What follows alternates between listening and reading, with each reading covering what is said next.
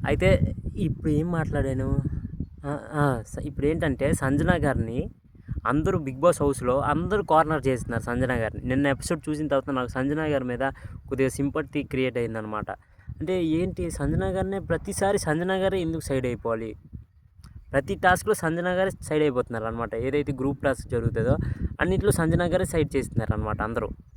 ఇప్పుడు డెమోన్ పవన్ ఉన్నాడు. డెమోన్ పవన్ ఏమో ఫస్ట్ సుమనానికి ఇచ్చాడు. సుమన్ ఏమో లాస్ట్‌కి డెమోన్ పవన్‌కి ఇచ్చాడు. 1,00,000 డెమోన్ పవన్ 1,00,000 ఇచ్చాడు. అక్కడ సంజన గారికి సపోర్ట్ చేసింది ఎవరు? ఇమాన్యుయల్.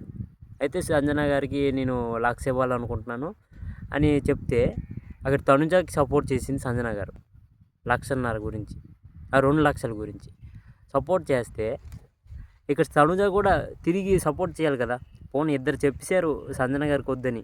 పోనీ నువ్వు ఒక నోరు నుంచైనా రావాలి కదా! నేను సంజన గారికే సపోర్ట్ చేస్తాను. సంజన గారికి సపోర్ట్ చేయరు ఎవరు. సంజన గారు నా డిజర్వ్ కాదేమో అని నాకైతే అనిపిస్తుంది అని చెప్పిందనమాట తనుజ. అక్కడ నాకు తెలిసి సంజన గారికి అందరు కార్నర్ చేశారు ఇంక 'బిగ్ బాస్' హౌస్‌లో. నాకు అదే అనిపిస్తుంది. నేను ఎపిసోడ్ చూసిన తర్వాత క్లియర్ కట్‌గా ఉట్టి ఇమాన్యుయల్ ఎక్కడ సపోర్ట్ చేయాలో అక్కడే సపోర్ట్ చేస్తున్నాను. ఇంక మిగతా చోట్ల ఎక్కడ సపోర్ట్ లేదు సంజన గారిది. అది.